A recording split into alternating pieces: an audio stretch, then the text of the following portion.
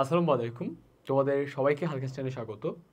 আজকের এই ক্লাসটাতে আমরা তোমাদের সাধারণ গণিতের যে প্রথম অধ্যায়টা আছে বাস্তব সংখ্যা, এই অধ্যায়টা থেকে পরীক্ষায় সিকিউগুলো কিভাবে আসে, কত ধরনের সিকিউ আসতে পারে, বা সিকিউ সলভিংয়ের অ্যাপ্রোচটা কী হওয়া উচিত, এগুলো দেখব।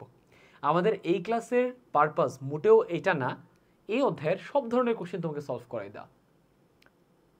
আমাদের পারপাস সিকিউ কেমনে আসে সেটাকে কীভাবে প্রবলেম সলভিং অ্যাপ্রোচে সলভ করতে হয় এটা তোমাকে খুব সুন্দর করে বুঝাই দেওয়া।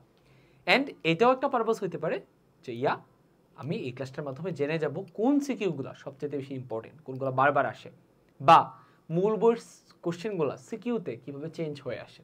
That's it. এই ক্লাসটা করার আগে আমি তোমাকে রেকমেন্ড করব তুমি এই চ্যাপ্টারের উপর আমাদের যে একাডেমিক ক্লাস আছে, যেখানে মূল বইয়ের এই অধ্যায়টাকে একদম থিওরি এবং অনুশীলনীতে ভাগ করে সুন্দর করে ব্রেকডাউন করে সবগুলো ম্যাথ সলভ করাই দেওয়া হয়েছে, ওই ক্লাসটা একবার দেখে এসে দেন যদি তুমি এই ক্লাসটা দেখো তাহলে এটা তোমার কাছে আসবে। ঠিক আছে? মোটেও এক্সপেক্ট করো না এই ক্লাসটা থেকে তুমি সব কিছু শিখে ফেলবো। এখানে আমরা প্রবলেম সলভিং অ্যাপ্রোচ শিখবো বা সিকিউ সলভিং অ্যাপ্রোচ শিখবো। এর সাথে সাথে দেখবো কোন সিকিউগুলো সবচেয়ে বেশি ইম্পর্টেন্ট। ওকে, আচ্ছা, এই অধ্যায়ের ইম্পর্টেন্স যদি বলি, এটা থেকে এমসিকিউ থাকে একটা দুইটা, সিকিউ পুরোপুরি একটা কখনোই থাকে না, বাট ক কিংবা খ থাকতে পারে। ওকে, ফাইন। তাহলে কেউ যদি এটা থেকে সিকিউ স্কিপ করতে চাও করতে পারো। ওকে, বাট আমাদের কাছে পড়াই দেওয়া, আমরা পড়াই দিব। ঠিক আছে? আচ্ছা, তাহলে আগে শুরুতে চলো দেখা ফেলি এই অধ্যায়টার। আমরা যদি একদম শুরুতে যাই, এখান থেকে কি কি টাইপের কোশ্চেন আসে।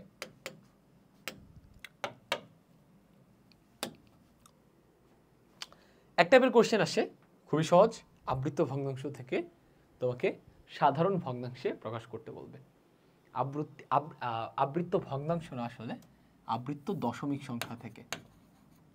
এই কোশ্চেনটা অনেকবার আসছে। ঠিক আছে?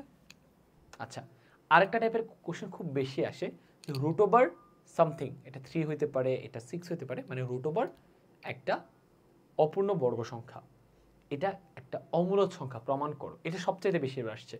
রুট ওভার 17 অমূলদ, প্রমাণ করো। রুট ওভার 5 অমূলদ, প্রমাণ করো। ঠিক আছে? এটা তোমরা ওরকম মুখস্থ করো। তোমরা মুখস্থ না করেও কীভাবে সহজে কিছু ক্লু থেকে এটার ধাপগুলো মনে রাখতে পারো, এটা আমি তোমাদেরকে দেখাই দেবো।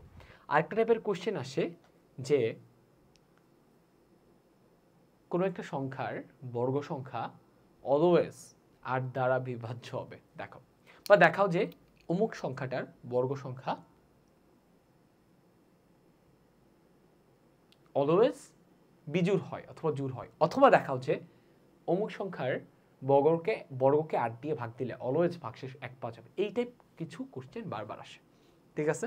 ওইগুলোরও কিছু সার্টিন অ্যাপ্রোচ আছে, তুমি মুখস্থ না করে চাইলে মনে রাখতে পারো।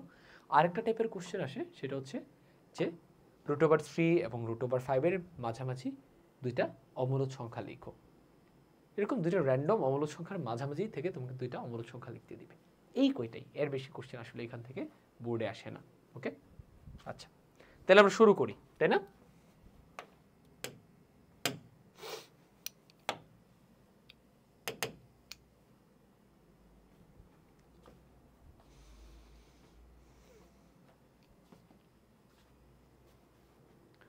এই ক্লাসের আরেকটা পারপাস এটা হইতে পারে যে এখানকার ম্যাথগুলোকে যে চাইলে মুখস্থ না করে ক্লু দিয়েও মনে রাখা সম্ভব, এটা শেখা। ঠিক আছে? আচ্ছা, ওকে, তাহলে আমরা প্রথম কোশ্চেনটা সলভ করে ফেলি। এটা কি? স্বাভাবিক সংখ্যা কি?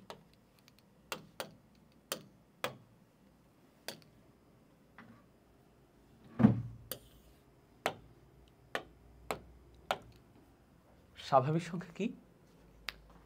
শূন্যের চাইতে বড় সকল পূর্ণ সংখ্যাকে স্বাভাবিক সংখ্যা বলে। ফর এক্সাম্পল 1 2 3 4 5 6, স্বাভাবিক সংখ্যাকে n দ্বারা ডিনোট করা হয়। ওকে, একটু বললেই চলবে। এবং স্বাভাবিক সংখ্যার সেট হচ্ছে এটা 1 2 3 dot dot dot dot up to infinity. Done, as simple S this. শূন্যের চাইতে বড় সকল পূর্ণ সংখ্যা, যেমন 1 2 3 4 5, এই সংখ্যাগুলোকে স্বাভাবিক সংখ্যা বলা হয়। সহজ জিনিস। দেখাও যে প্রদত্ত সংখ্যার বর্গ একটি বিজোড় সংখ্যা। এই যে সংখ্যাটা কোনটা, এটা এটা, তাই না? আমরা এটা এখানে সলভ করি। তাই প্রদত্ত সংখ্যাটা হচ্ছে 2x - 1। এখানে বলা আছে যে x belongs to n, এটা typing mistake, x belongs to n বলতেছে এটার বর্গ, প্রদত্ত সংখ্যাটা বর্গ একটা বিজোড় সংখ্যা হবে দেখাইতে। তার মানে এটাকে বর্গ করে আমি সামনে ক্যালকুলেট করে আগাইলে এমন একটা লাইন পাবো যে লাইনটা অলওয়েজ বর্গ সংখ্যা ডিনোট করবে, এবং তার যেটা অলওয়েজ বিজোড় সংখ্যা ডিনোট করবে। এখন বিজোড় সংখ্যা যে আমি বুঝবো, কি দেখে বুঝবো? দেখো বিজোড় সংখ্যা কোনগুলো, 1 3 5 7 এইগুলা, তাই না? এইগুলোকে চাইলে একটা সাধারণ ফরম্যাটে ফেলা যায়। সেই ফরম্যাটটা হচ্ছে 2n - 1 অথবা 2n + 1, যেখানে n belongs to z। এখানে তুমি n এর ভ্যালু 1 বসাও, টোটালটাতে ক্যালকুলেট করলে 1 পাবা। n এর ভ্যালু 2 বসাও 3 পাবা, n এর ভ্যালু 3 বসাও 5 পাবা। তার মানে এটা সে অ্যাকচুয়ালি 1 থেকে শুরু করে সব বিজোড় সংখ্যাকে বোঝাচ্ছে। বা তুমি যদি এখানেও n এর ভ্যালু 1 বসাও তাহলে 3 পাবা, n এর ভ্যালু 2 বসাইলে 5 পাবা, 3 বসাইলে 7 পাবা, এভাবে সামনে যাইতে থাকবে। তার মানে সেও অ্যাকচুয়ালি বিজোড় সংখ্যা ডিনোট করে, বাট 3 থেকে শুরু করে। ঠিক আছে? আচ্ছা, তার মানে আমরা বলতে পারি যে যদি কোনো সংখ্যা এই ফরম্যাট মেনটেন করে 2n - 1 অথবা 2n + 1, তার মানে সে অ্যাকচুয়ালি বিজোড় সংখ্যা। তার মানে এখানে ক্যালকুলেশনস করার পর এখানে যদি এমন কিছু একটা পাই যেটাকে আমি 2n - 1 অথবা 2n + 1 এই ফরম্যাটে লিখতে পারবো, তাহলে আমি বলতে পারবো ওইটা অ্যাকচুয়ালি একটা বিজোড় সংখ্যা। ওকে, তাহলে আসো বর্গ করি। 4x² - 4x + 1। দেখো আমাদের কাজ কিন্তু অনেকটা সহজ হয়ে গেল। আমরা চাচ্ছিলাম যে +1 2 ইন্টু সামথিং +1 এই ফরম্যাটটা যাতে আসে। দেখো +1 এই ফরম্যাটটা চলে আসছে, এখন জাস্ট 2 ইন্টু সামথিংটা আনতে হবে।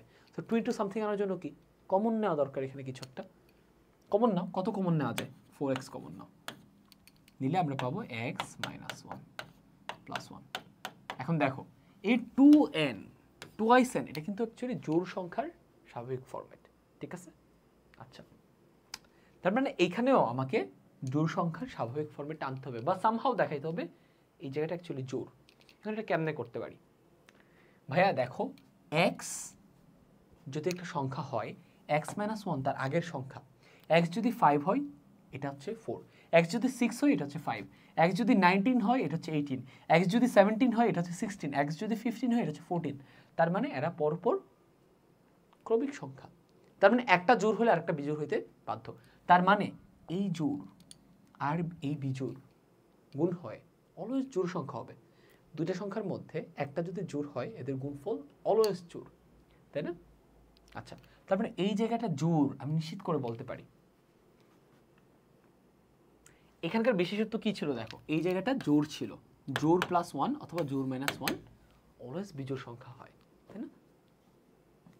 অথবা 2 into something +1 2 into something -1 always বিজোড় হয়। যে কোনো একটা দেখাতে পারলে হচ্ছে। তাহলে দেখো এই জায়গাটা যদি অলওয়েজ জোড় হয় তাহলে 4 দিয়ে এইটাকে গুণ দিলে এই টোটাল জায়গাটাও অলওয়েজ জোড় হবে, এন্ড জোড় +1 অলওয়েজ বিজোড় হবে, এভাবে বলতে পারো। অথবা তুমি 2 ইন্টু সামথিং ফরম্যাটে দেখাই দাও। তো এখানে লেখা যায় না 4কে 2 ইন্টু 2x ইন্টু x - 1 + 1। এবার কিন্তু এটা একদম বিজোড় সংখ্যার ওই ফরম্যাটে চলে আসে। এই অংশটাকে আমরা n এর সাথে কম্পেয়ার করতে পারি। এটা যাই হোক না কেন এটাকে 2 দিয়ে গুণ করলে এটা কি জোড় হবে, আর জোড়ের সাথে 1 যোগ করলে অলওয়েজ বিজোড় হয়। তার মানে আমি বলতে পারি এটা অ্যাকচুয়ালি 2 ইন্টু n + 1 এই ফরম্যাটটা মেনটেন করতেছে, যেটা কিনা অ্যাকচুয়ালি বিজোড় সংখ্যার ফরম্যাট। কাজেই প্রদত্ত সংখ্যার বর্গ কি একটা বিজোড় সংখ্যা দেখানো হলো।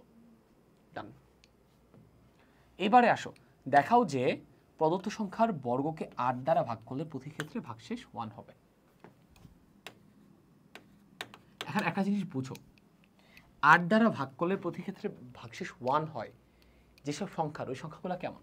যেমন 8কে যদি তুমি 8 দিয়ে ভাগ দাও ভাগশেষ 0 পাবা, বাট তুমি যদি 9কে 8 দিয়ে ভাগ দাও তুমি কত পাবা? ভাগশেষ 1 পাবা। তুমি যদি 17কে 8 দিয়ে ভাগ দাও, ভাগশেষ কত পাবা? 1 পাবা। তুমি যদি 33কে 8 দিয়ে ভাগ দাও, ভাগশেষ 1 পাবা। তুমি যদি 25কে 8 দিয়ে ভাগ দাও, ভাগশেষ 1 পাবা। ঠিক আছে? আচ্ছা, এই 9 দেখো অ্যাকচুয়ালি কি 8 প্লাস 1 না?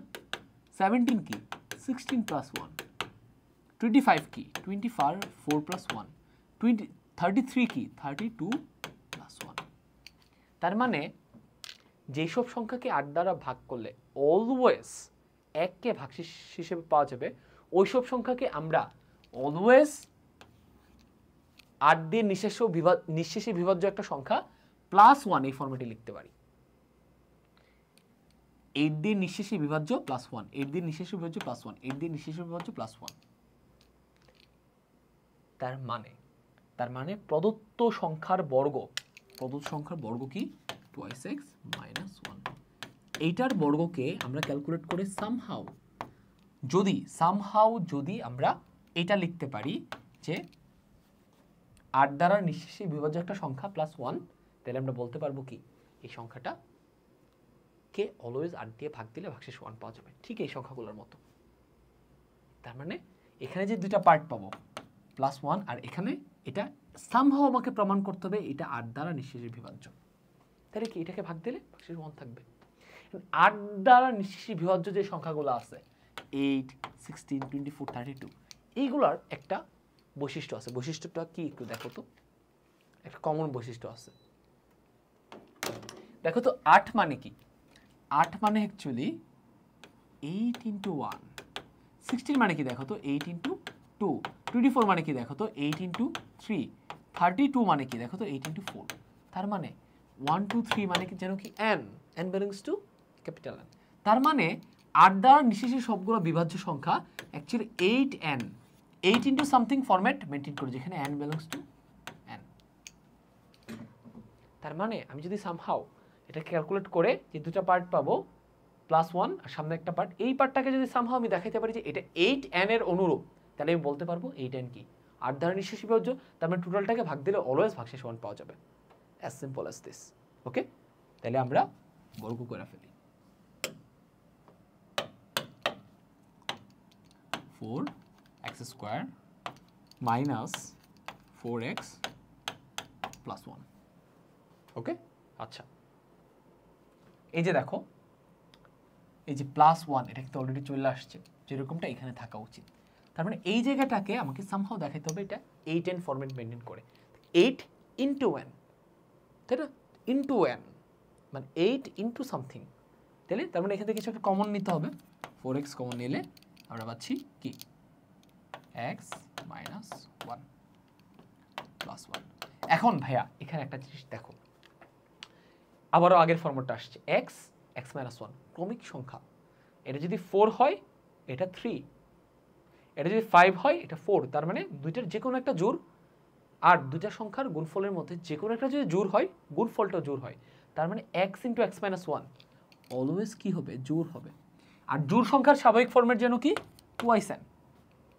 তার মানে এই জায়গাটা অ্যাকচুয়ালি twice সামথিং ফরম্যাটে আছে। এই twice সামথিং ফরম্যাটকে যদি 4 দিয়ে গুণ দেই তাহলে এটা কি 4 দুগুণে 8, 8 into সামথিং ফরম্যাট রিপ্রেজেন্ট করতেছে না? করতেছে।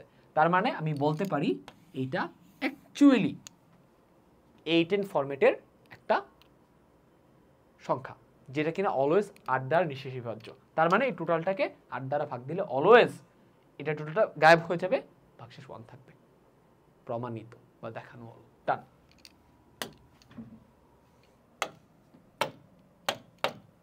এবার এখানে আসো, √5 ও √4 দুটি বাস্তব সংখ্যা। ফাইন, কোনটি মূলদ ও কোনটি অমূলদ নির্দেশ করো।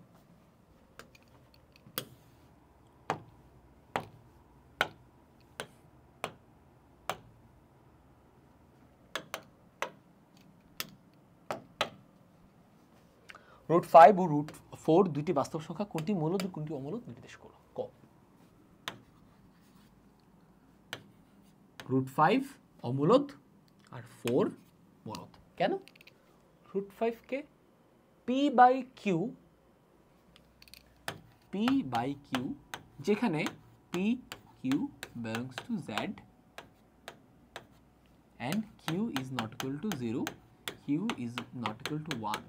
এই ফরম্যাটে রুট 5কে সাজানো যায় না, বাট 4কে সাজানো যায়। যেমন 4 মানে হচ্ছে 4/1, যেখানে 4 আর 1 belongs to Z, 1 is not equal to, আচ্ছা এখানে এটা লেখা যাবে না, Q is not equal to 0। এটা হচ্ছে মূলদ সংখ্যার সাধারণ ফরম্যাট। দেখো যেখানে 4 এবং 1 বিলংস টু জেড পূর্ণ সংখ্যা, and 1 is not equal to 0, মানে Q is not equal to 0। এটাকে এই ফরম্যাটে সাজানো যায়, এটাকে সাজানো যায় না, এই জন্য এটা অমূলদ, এটা মূলদ সংখ্যা। ঠিক আছে, এটা হচ্ছে মূলদ সংখ্যার সংজ্ঞা, পি বাই কিউ আকারের সংখ্যা, যেখানে P Q belongs to Z, Q is not equal to 0। মানে সোজা বাংলা কথায় এটা অ্যাকচুয়ালি দুনিয়ার সব ধরনের পূর্ণ সংখ্যা এবং ভগ্নাংশ সংখ্যাকে রিপ্রেজেন্ট করে। That's it. রুট 5কে তুমি বর্গমূল করো, তুমি কি একটা অনাবৃত্ত দশমিক সংখ্যা পাবা, যেটাকে জীবনে তুমি পূর্ণ সংখ্যা কিংবা ভগ্নাংশ সংখ্যায় প্রকাশ করতে পারবা না। এবার আসো ক্ষতে। রুট 5 এবং 4 এর মধ্যে দুইটি অমূলদ সংখ্যা নির্ণয় করো। এটা সলভ করার অ্যাপ্রোচ হচ্ছে এইভাবে করবা তোমরা। রুট 5 আছে না, দুটাকেই রুট আকারে লিখবা, 4কে লেখা যায় রুট 16। এরপর যেটা করবা, এই 5 আর এই 16 এর মাঝখানে যে সংখ্যাগুলো আছে ওখান থেকে কয়টা বলছে, দুইটা অমূলদ বলছে না, দুইটা অপূর্ণ বর্গ সংখ্যা নিবা, নিয়ে ওদের বর্গমূল নিবা, ওই দুইটাই হবে কি রুট 5 এবং 4 এর মাঝামাঝি দুটো অমূলদ সংখ্যা। তাহলে 5 এবং 16 এর মাঝখানে দুইটা অমূলদ সংখ্যা, দুইটা অপূর্ণ বর্গ সংখ্যা নেই, 7 নেই, আরেকটা কত নিতে পারি, 9 নেই। 9 নিলে কি হবে, 9 তো পূর্ণবর্গ সংখ্যা, 9 নেওয়া যাবে না। আর আরেকটা কি নিতে পারো, 8 নাও, ডান। এই দুইটাই হচ্ছে রুট 5 এবং রুট 16 এর মাঝামাঝি অমূলদ সংখ্যা। সো এটা অবভিয়াসলি দেখাই দিবা। রুট 7 কত, ক্যালকুলেটরে চাপ দিয়ে দেখাই দাও, রুট 8 দেখাই দাও। ঠিক আছে, দেন তুমি দেখাই দেবা যে actually root 7 is greater than root 5 smaller than 4, and at the same time root 8 is greater than root 5 smaller than 4. Done. As simple as this. প্রমাণ করো যে রুট 5 একটি অমূলদ সংখ্যা। এটা এই অধ্যায়ে রিপিট হওয়া সবচেয়ে বেশিবার কোশ্চেন। সো এটা সলভ করার, তোমরা এটা বেসিক্যালি মুখস্থ করো, বাট এটা সলভ করার আমি তোমাকে খুবই সহজ একটা অ্যাপ্রোচ শেখাবো। দেখো রুট 5 অমূলদ সংখ্যা, এটা তুমি জানো, এটা তুমি খুব ভালো করে জানো। আর যেহেতু সে অমূলদ সংখ্যা, অমূলদ মানে কি, সে কোনোভাবেই পূর্ণ সংখ্যা হবে না, ভগ্নাংশ সংখ্যা হবে না, এটা তুমি জানো। তার মানে সে পি বাই কিউ আকারের সংখ্যা, যেখানে P Q belongs to Z and Q is not equal to 0। এই ফরম্যাটের জীবনেও হইতে পারবে না। এই ফরম্যাটের না হওয়া মানে কি, এই ফরম্যাটের না হওয়া মানে এক, আমরা বলতে পারি সে পূর্ণ সংখ্যা হইতে পারবে না। 2, আমরা বলতে পারি সে ভগ্নাংশ সংখ্যা হইতে পারবে না। ওকে,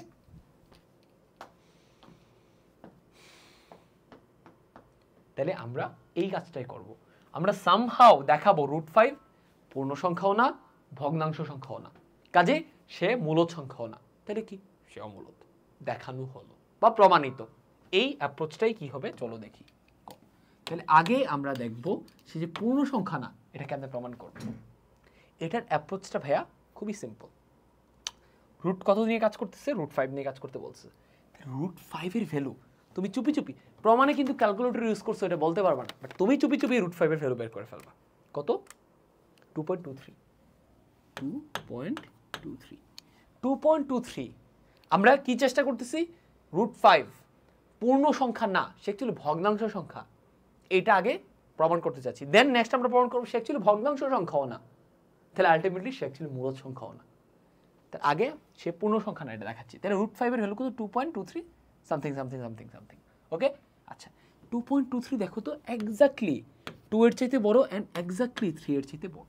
ডান, আমরা এই 2 এবং 3কেই টোপ হিসেবে ইউজ করব এটা প্রমাণ করার জন্য যে 2.23 বা রুট কত, রুট 5 অ্যাকচুয়ালি পূর্ণ সংখ্যা না। এই যে 2 and 3 আছে না,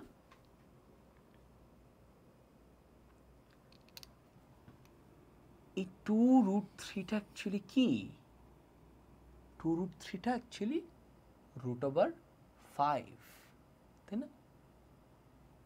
এটা অ্যাকচুয়ালি root over 5। 2টাকে 2টা হচ্ছে √4, 3টাকে 3টা অ্যাকচুয়ালি √9। আমরা এই টুপ ফেলে এই যে √5 এর ভ্যালু এটা 2 এর চেয়ে বড়, 3 এর চেয়ে ছোট, এই যে 2 3 এটাতে টুপ ফেললাম। টুপটা কেমনে ফেললাম? 2 3 কতর বর্গমূল? 5 এর বর্গমূল। তাই 2 কার বর্গমূল? 4 এর বর্গমূল। 3 কার বর্গমূল? 9 এর বর্গমূল। এই যে টুপটা ফেললাম না, এই টুপটা দিয়েই আমরা প্রমাণ করব √5 পূর্ণ সংখ্যা না। কেমনে টুপটা ফেললাম? এই যে দেখো, এখান থেকে আমরা লিখব 4 5 9। আমরা এখানে লিখব, এখানে স্পষ্টতই 5 is greater than 4 smaller than 9। এখান থেকে আমরা লিখব, বা আমরা লিখতে পারি কি, পুরোটাকে বর্গমূল করব।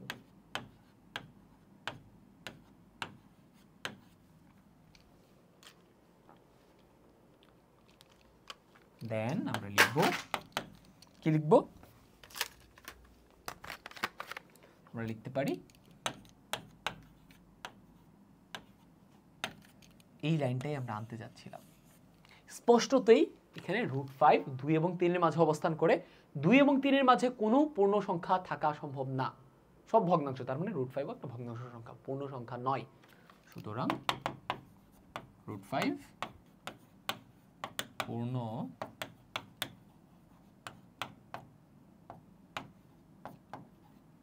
সংখ্যা নয়।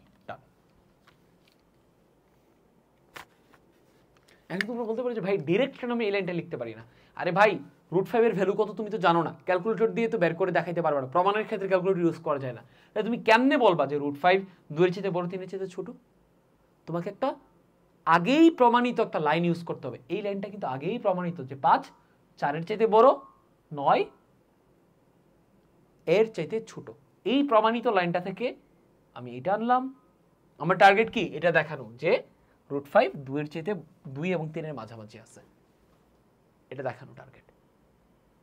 এই লাইনটা থেকে এটা আনলাম। আমি তো জানি আমি ঘোরাই ফেরে 9 6, তারপরে আমি √5 greater than 2 smaller than 3 এই লাইনটা লিখবো। তো ক্লুটা কোথায় নিব?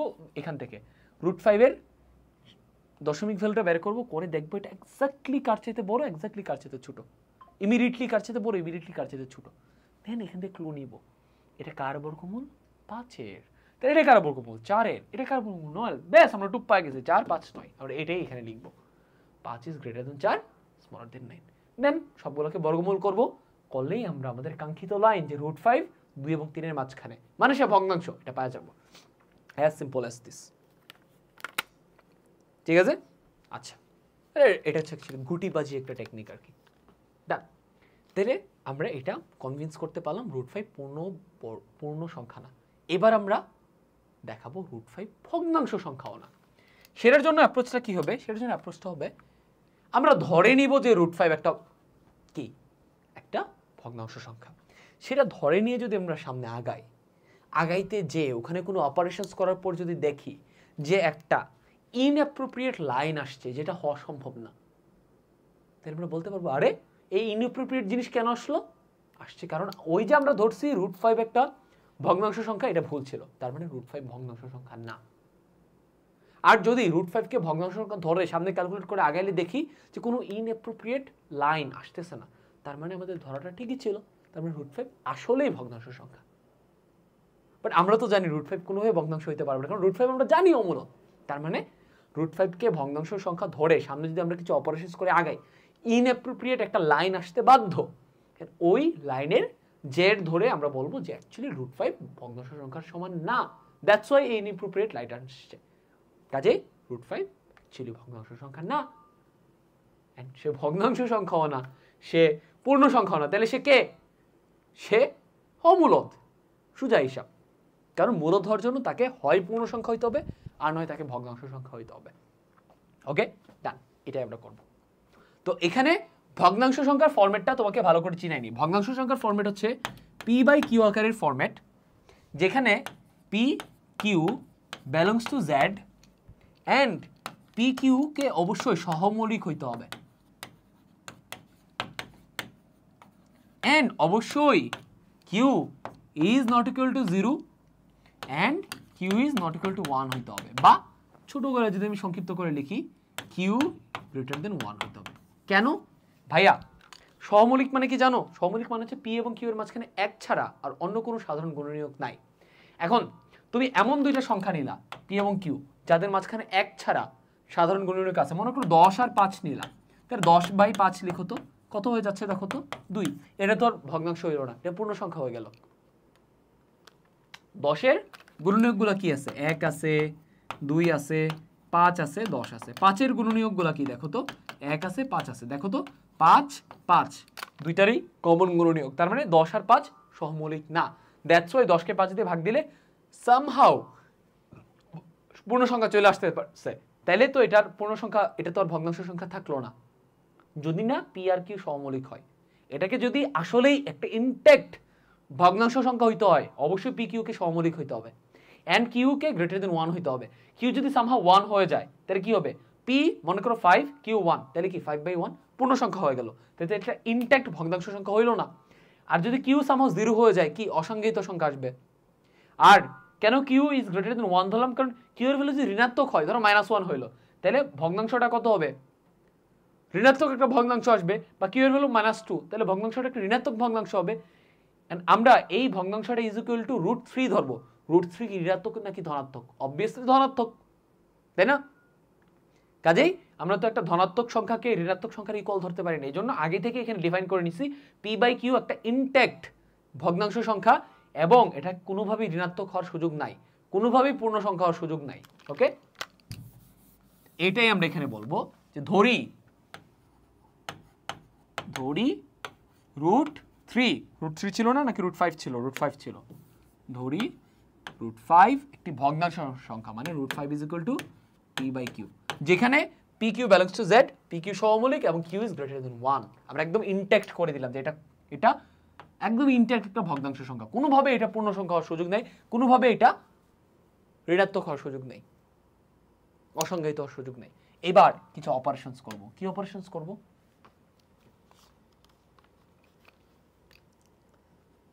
বর্গ করব। এখানে বর্গমূলটা উঠাবো। এটা মনে রাখবে, এই ধাপটা একটু মনে রাখবে যে এখানে কি করব? বর্গ করব। বর্গ করলে কত পাবো আমরা? 5 পাবো, পি স্কয়ার পাবো, কিউ স্কয়ার পাবো। এবার একটা কি ওই পাশে নিয়ে আসবো, এই স্টেপটা মনে রাখবা। সবগুলা এই টাইপের সবগুলা ম্যাথে আমরা এই দুইটা স্টেপ অলওয়েজ ফলো করব। ওকে, তাহলে কি পাচ্ছি দেখো, পি স্কয়ার বাই কিউ। এখন দেখো 5 একটা পূর্ণ সংখ্যা এন্ড কিউ কিন্তু পূর্ণ সংখ্যা, কারণ Q belongs to Z, Z কি পূর্ণ সংখ্যার সেট। তাহলে 5 যদি পূর্ণ সংখ্যা হয়, কিউ যদি পূর্ণ সংখ্যা হয়, দুইটা পূর্ণ সংখ্যার গুণফল পূর্ণ সংখ্যা হইতে বাধ্য। কিন্তু এইখানে দেখো P by Q, P square by Q একটা আরেকটা সহমৌলিক, তার মানে এখানে কোনোভাবেই, এবং কিউ ইজ গ্রেটার দেন 1, তার মানে এখানে কোনোভাবেই এটা কি উপরে একটা ভগ্নাংশ চিহ্ন আছে, এর উপরে লব আছে, নিচে হর আছে, এটা কোনোভাবেই পূর্ণ সংখ্যা হইতে পারে না। কারণ পি কিউ কি সহমৌলিক, একটাকে আরেকটা দিয়ে তুমি কাটতে পারবা না। উপরে কিছু একটা থাকবেই, নিচে কিছু একটা থাকবে, মানে এটা ভগ্নাংশ থাকবেই, এটা ইনট্যাক্ট। তার মানে আমরা দেখলাম এখানে একটা ঝামেলা লেগে গেছে, একটা পূর্ণ সংখ্যা একটা ভগ্নাংশ সংখ্যার সমান হয়ে যাচ্ছে। এটা কি পসিবল? পসিবল না তো।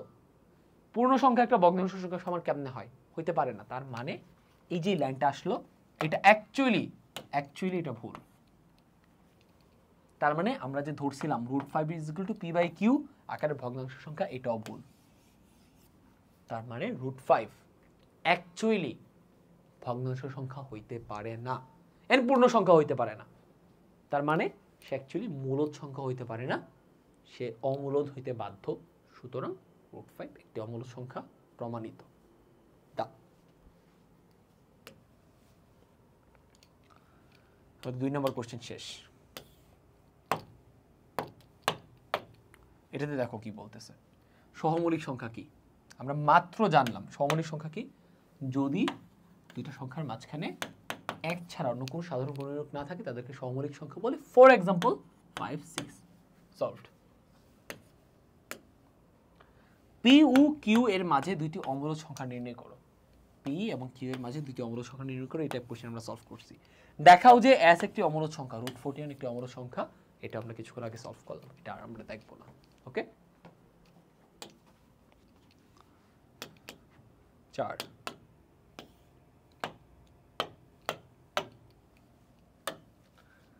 প্রথম সংখ্যাটিকে সামান্য ভগ্নাংশে মানে স্বাভাবিক ভগ্নাংশে প্রকাশ করতে বলতেছে। প্রথম সংখ্যাটা হচ্ছে 1.234। তো পৌনঃপুরিক দশমিক সংখ্যাকে স্বাভাবিক ভগ্নাংশে প্রকাশ করার নিয়ম হচ্ছে হরে দশমিকের পরে যে কয়টা সংখ্যার উপর পৌনঃপুরিক থাকবে আমরা এই কয়টা 9 লিখবো, এন্ড দশমিক পরে যে কয়টা সংখ্যার উপর পৌনঃপুরিক থাকবে না আমরা ওই কয়টা 0 লিখব। দেন কাজ সহজ, দশমিক পৌনঃপুরিক সব ভুলে যাব, সংখ্যাটা লিখব মাইনাস, এবার পৌনঃপুরিক বাদ দিয়ে যেটা থাকে এটা লিখব। পরে পাবা কত পাবা 12 বাদ দাও, 12 বাদ দিলে তুমি পাবা হচ্ছে 1234 minus 12. The answer is 1222. 1222 divided by 990. এখানে একটু কাটাকাটি করা যায়, উপরে যদি 2 দিয়ে ভাগ দাও, নিচে যদি 2 দিয়ে ভাগ দাও, আলটিমেটলি তুমি পাবা হচ্ছে নিচে পাবা 445 আর উপরে পাবা কত 1222 divided by 2. It's 611. 611 এটাই অ্যান্সার। এটাকে আর তুমি লঘিষ্ঠ করতে পারবে না, আর কাটাকাটি করা যায় না, কারণ 611 আর 445 সহমৌলিক, এদের এক ছাড়া অন্য কোনো সাধারণ গুণনীয়ক নাই, কাজেই তুমি কাটাকাটি করে আর ছোট করতে পারবে না। ওকে, যদি ভাগ দাও ভগ্নাংশে কিন্তু চলে যাবে, আবার দশমিকে চলে যাবে, আবার এটাতে চলে যাবে। আমাদেরকে দশমিকে নিতে বলে না, আমাদেরকে বলতে ভগ্নাংশে রাখতে। আমাদের ক সলভড। প্রমাণ করো √9 একটি অমূলদ সংখ্যা আমরা সলভ করছি। দেখাও যে বিজোড় স্বাভাবিক সংখ্যার বর্গ থেকে 1 বিয়োগ করলে বিয়োগফল 8 দ্বারা বিভাজ্য। তাহলে আমরা তো জানি, এটা তো আমরা সলভ করছি ভাইয়া, এটা তো কিছুক্ষণ আগেই সলভ করলাম। বিজোড় স্বাভাবিক সংখ্যার বর্গ, তো বিজোড় স্বাভাবিক সংখ্যা কি? বিজোড় স্বাভাবিক সংখ্যা কি? এটা না 2x - 1, এটি তো বিজোড় স্বাভাবিক সংখ্যা যেখানে x belongs to n। দেখো x এর ভ্যালু 1 বসাও 1 পাবা, x এর ভ্যালু 2 বসাও 3 পাবা, x এর ভ্যালু 3 বসাও 5 পাবা, x এর ভ্যালু 4 বসাও 7 পাবা, মানে 1 3 5 7 সে বিজোড় সংখ্যা রিপ্রেজেন্ট করতেছে। আমরা তো এটা সলভ করলাম, এটার বর্গ থেকে 1 বিয়োগ করলে বিয়োগফল 8 দ্বারা বিভাজ্য। তাই দেখি 2x - 1, এটার বর্গ থেকে 1 বিয়োগ করলে এটা 8 দ্বারা বিভাজ্য হবে। ওকে, 4x² - 4x + 1 - 1, এটা কাটা। যদি এখানে +1 থাকতো তাহলে বলতাম এটাকে 8 দিয়ে ভাগ দিলে অলওয়েজ ভাগশেষ 1 থাকবে, বাট এখানে 1 1 কাটাকাটি চলে যাচ্ছে। এন্ড এটাকে আমাদেরকে প্রমাণ করতে হবে এটা 8 দ্বারা অলওয়েজ নিঃশেষে বিভাজ্য। তাহলে আমাকে দেখাইতে হবে এটা অলওয়েজ 8n ফরম্যাট মেইনটেইন করে। 8n মানে 8 ইনটু সামথিং, তার মানে কমন নিতে হবে। নাও কমন 4x x - 1। এখন একটা জিনিস দেখো, x আর x - 1 ক্রমিক সংখ্যা, একটা বিজোড় হলে আরেকটা জোড়, একটা 5 হলে আরেকটা 4, একটা 6 হলে আরেকটা 5, তার মানে দুইটা ক্রমিক সংখ্যার গুণফল যাদের মধ্যে একটা জোড়, তাদের গুণফল জোড় হইতে বাধ্য। তার মানে এই পার্টটা অলওয়েজ জোড়। আর জোড় মানে কি? জোড় সংখ্যার ফরম্যাট কি? 2x অথবা 2xn। তার মানে x × x - 1 always 2 into something generate করবে, আর সেই 2 ইনটু সামথিং 4 এর সাথে গুণ হয়ে অলওয়েজ 4 × 2 8 সামথিং জেনারেট করবে। তার মানে 8n ফরম্যাট আসতেছে, ওই যে শুরুতে যেন বলছিলাম। আর 8n কি? অলওয়েজ 8 দ্বারা নিঃশেষে বিভাজ্য হবে, দেখানো হলো। ওকে, ডান, সলভড। 5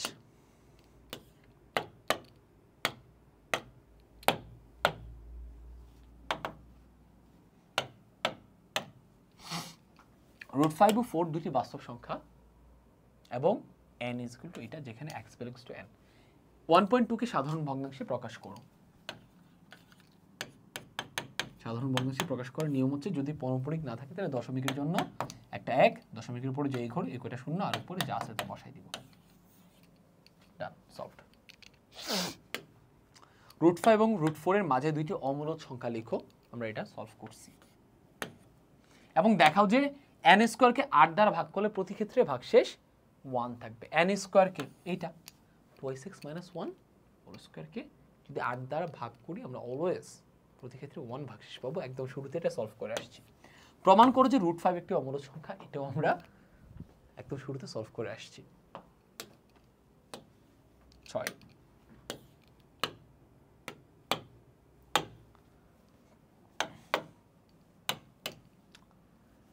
p হচ্ছে 2x - 1 যেখানে x belongs to n। বিশুদ্ধ পৌনঃপুনিক ও মিশ্র পৌনঃপুনিক কাকে বলে? বিশুদ্ধ পৌনঃপুনিক হচ্ছে যেসব পৌনঃপুনিক দশমিক সংখ্যায় দশমিকের পরে পৌনঃপুনিক সহ অঙ্ক ছাড়া অন্য কোনো অঙ্ক থাকে না। ফর এক্সাম্পল 2.3056, দেখো প্রত্যেকটার উপর পৌনঃপুনিক আছে। বিশুদ্ধ অপৌনঃপুনিক সংখ্যা কি? যে পৌনঃপুনিক দশমিক সংখ্যায় দশমিকের পরে পৌনঃপুনিক ছাড়াও অঙ্ক থাকে, পৌনঃপুনিক সহ অঙ্ক থাকে। ওকে, 3.56789 পৌনঃপুনিক ছাড়াও আছে, পৌনঃপুনিক সহ আছে। এটা কি? এটা হচ্ছে মিশ্র পৌনঃপুনিক ভগ্নাংশ। এটা আমাদের সলভড। খতে আসো, দেখাও যে p² - 1 কে 4 দ্বারা ভাগ করলে কোনো ভাগশেষ থাকে না। ওকে ফাইন, মনে হচ্ছে নতুন, বাট এটা অ্যাকচুয়ালি আগের কোশ্চেন। p² - 1, p² - 1 কি? 2x - 1 2² - 1। এটাকে ভাগ দিলে 4 দিয়ে ভাগ দিলে কোনো ভাগশেষ থাকবে না। ওকে ফাইন, প্রসেস করো। 4x² - 4x + 1 - 1 কাটাকাটি। তার মানে সামহাও আমাকে দেখাইতে হবে এটা 4 দ্বারা নিঃশেষী বিভাজ্য, মানে এটা 4n হবে। যত দ্বারা বিভাজ্য দেখাইতে চাইবো আমাদেরকে সামহাও দেখাইতে হবে যে সে তত n। যদি 8 দ্বারা নিঃশেষী বিভাজ্য চাই তাহলে আমাকে দেখাইতে হবে এটা 8n ফরম্যাট মেনটেন করে। এখন যেহেতু বলছে এটা 4 দ্বারা নিঃশেষী বিভাজ্য দেখাও, তার মানে এটা সামহাও দেখাইতে হবে এটা 4n ফরম্যাট মেনটেন করে। তাহলে লিখো 4n, তার মানে কিছু একটা কমন নিতে হবে, x - 1। ঠিক আছে, এখন দেখো এটা 4n ফরম্যাট মেনটেন করে কিনা। প্রেটি সিম্পল, এটা তো ডিরেক্ট 4n ফরম্যাট মেনটেন করতেছে। এটা যদি 4 হয় আর এটা হচ্ছে সেই n, 4n ফরম্যাট মেনটেন করতেছে। Pretty simple. অথবা তুমি এমনি বলতে পারো x × x - 1 অলওয়েজ জোড় হবে। সেই জোড় সংখ্যাকে যদি 4 দিয়ে গুণ দিই যে সংখ্যাটা পাবো এটা একটা জোড় সংখ্যা হবে এবং এটা 4-এর গুণিতক হবে। 4-এর গুণিতককে 4-এর গুণিতক জোড় সংখ্যাকে অলওয়েজ 4 দ্বারা নিঃশেষে ভাগ করা যাবে। ডান, সলভড।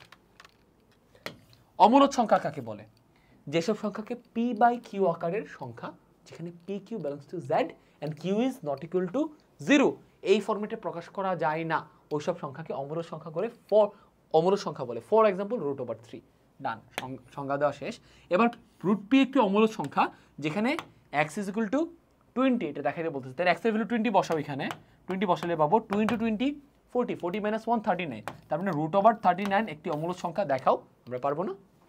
আমরা অবশ্যই পারবো, আমাদেরকে পারতে হবে, কারণ আমরা দেখাইছি ধাপে ধাপে কেমনে এটা করতে হয়। সাথে আসো,